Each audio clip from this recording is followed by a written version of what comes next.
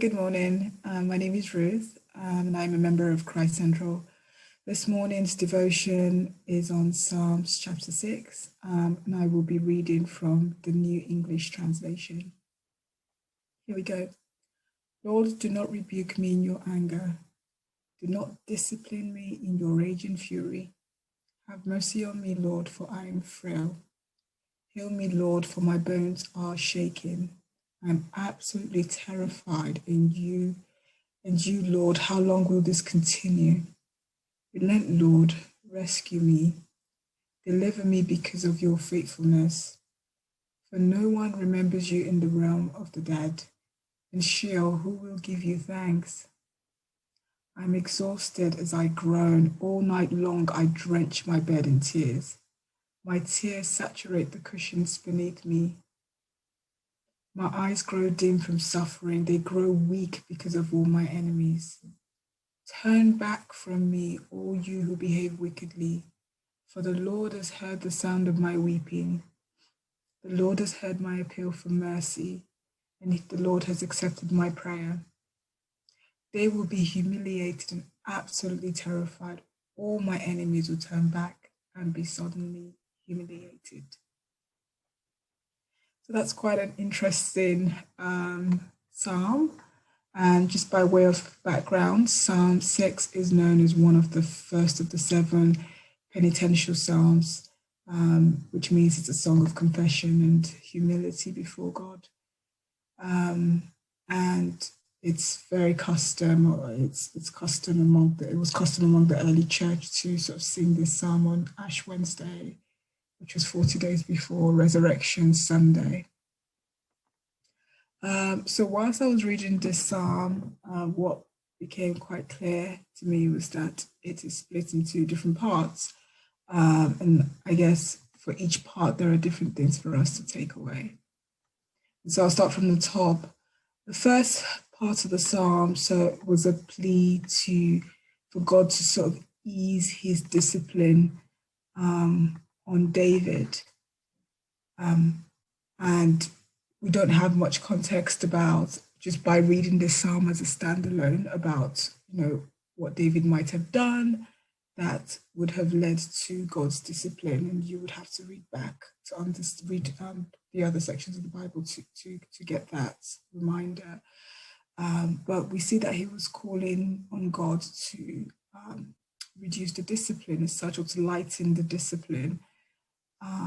And it's not to say that discipline is a bad thing, but I think, there is room and scope when, we face discipline. And when I say discipline, I don't mean God is, withholding things from us because, we've done things bad. I think I see discipline more as the consequences of our actions or our inactions.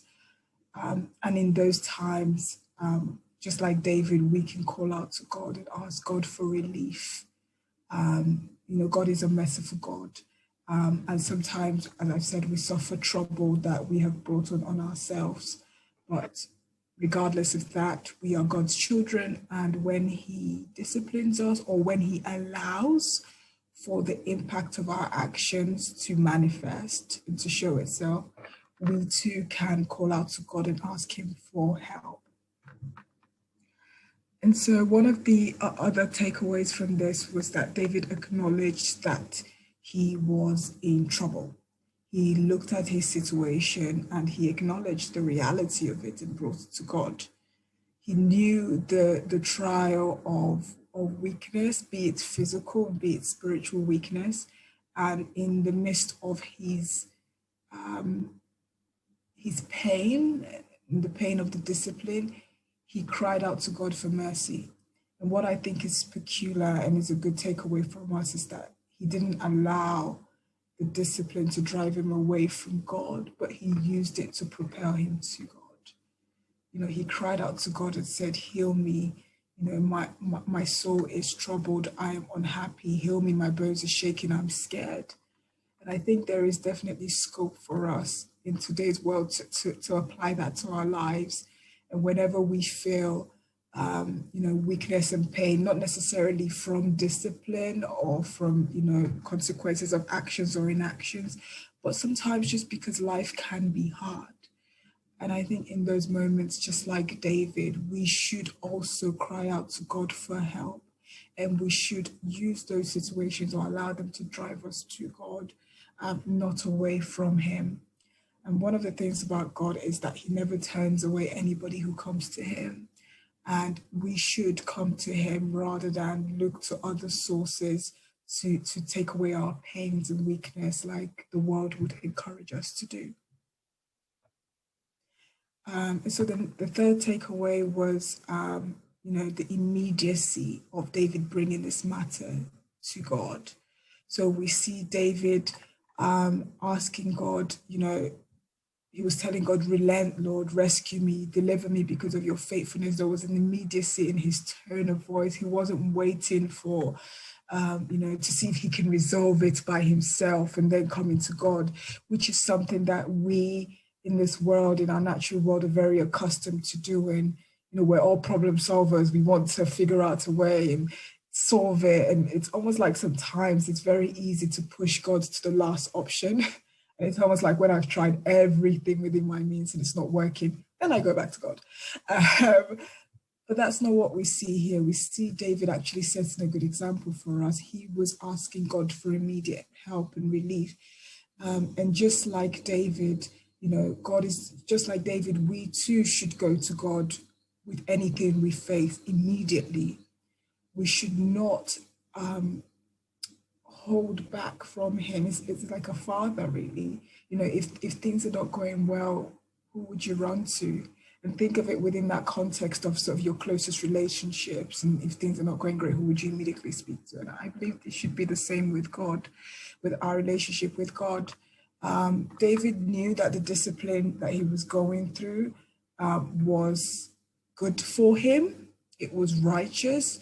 He knew God was rich in mercy and He wouldn't allow, as I've said before, the consequences of action or inaction to fall on David without there being a purpose, which would be, to help him be more like God, to help him be more like, I guess, Jesus in his attitude. And that process of discipline was part of that. And I think the key reminder for this is that God is near us. And when we feel that we can't go through anything and we feel like life is hard or we don't know what to do with the circumstances in front of us, we don't have a pathway forward, we don't have a strategic direction. I think in this, we should definitely always seek to go to God first. We should put that at the forefront of our mind.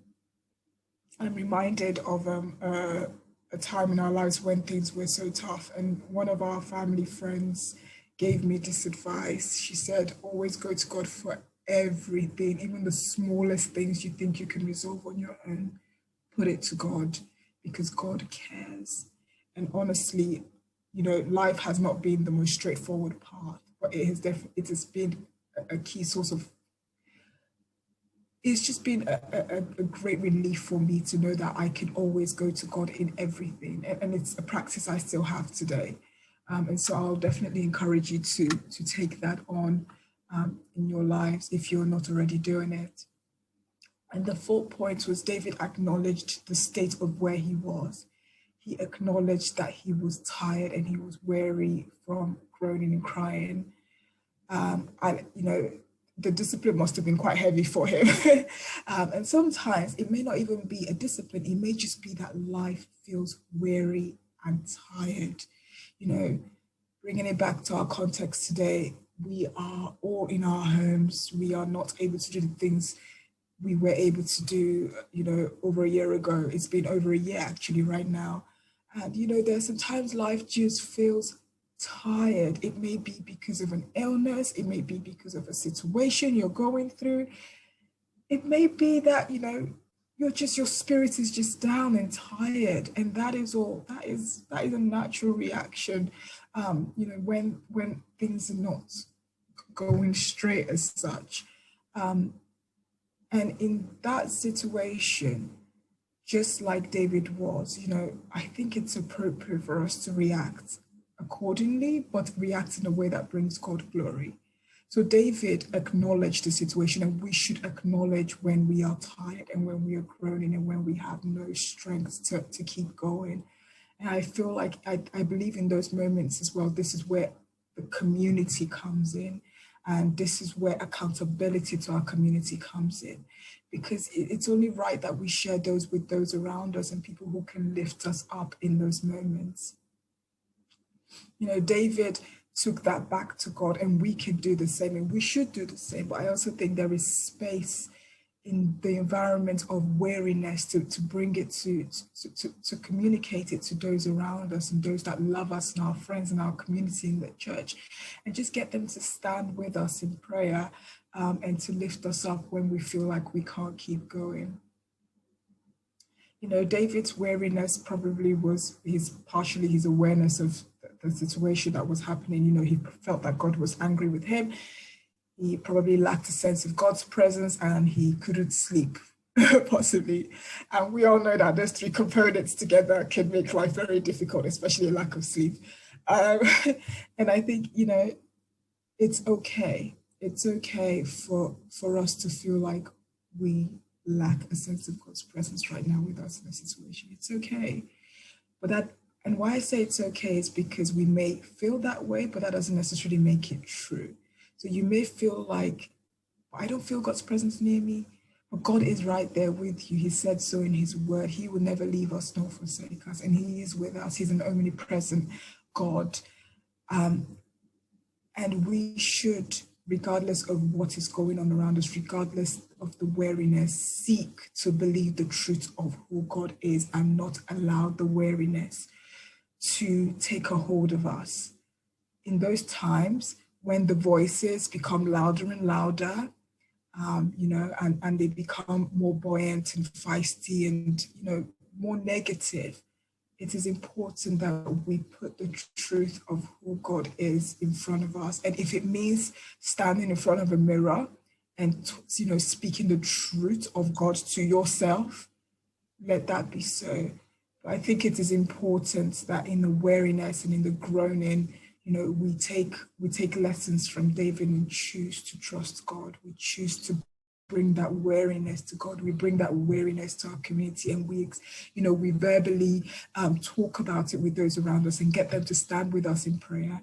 And finally, we know we stand on the truth of who God is, and we speak that over ourselves. We speak it to ourselves, whether we like it or not. And I'm a big believer of the more you speak things out, the more you consciously actually begin to believe those things.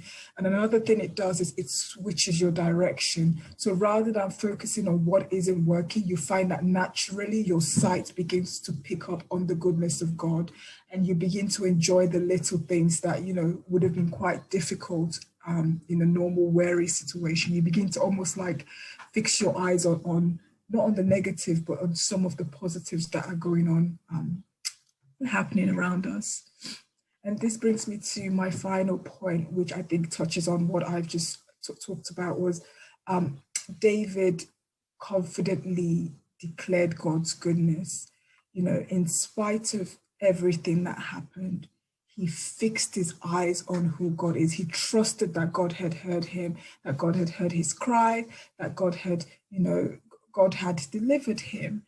And, you know, and in that he then begins to speak to I guess his enemies and those around him who would have maybe coerced him into a behavior that had led to his discipline, or those that, you know, would have probably been mocking at him. As I said, he was consciously aware of his situation, and he allowed the discipline to change his heart. And I think part of the change in David's heart was that he chose his associations wisely. So he moved away from those who would have been negatively influencing his walk with God, and those who would have, you know, who had behaved wickedly, and maybe he wasn't within the company of the wicked. And he acknowledged that God, you know, God has heard him, and that his heart was turning back to God. And just to close up, it's important to remember that weeping has a voice before God. So to cry is also a way of expressing, the emotions inside, and I feel like that's healthy to do that, to express it to God. Um, and that was what David used, but for everybody it's different. For some it's weeping, for some it's just actually vocalizing it, and for some it's an act of art or clearing up. Everybody has a way of bringing their voice to God beyond just the physical voice. um, and I believe that God hears that. And just like David, we should not be afraid to come to God, with whatever is going on in our hearts or whatever is going on within us physically. If we're going through a tough time, let us take it to God. If we're going through a happy time, we are joyous, life is great, let us also take it to God in thanksgiving. Wherever you are in life, take it to God. Bring yourself and bring where you are to God. Just like God heard David's cry, and he heard everything David had to say. He hears us. He hears our innermost longing, our innermost, prayers, the matters in our hearts that makes us feel like we can or cannot go on. He sees it all and he hears it. And just like David, we should take it to God. I hope you've taken something from it, and you've taken some points that you can apply to your life going forward. Thank you.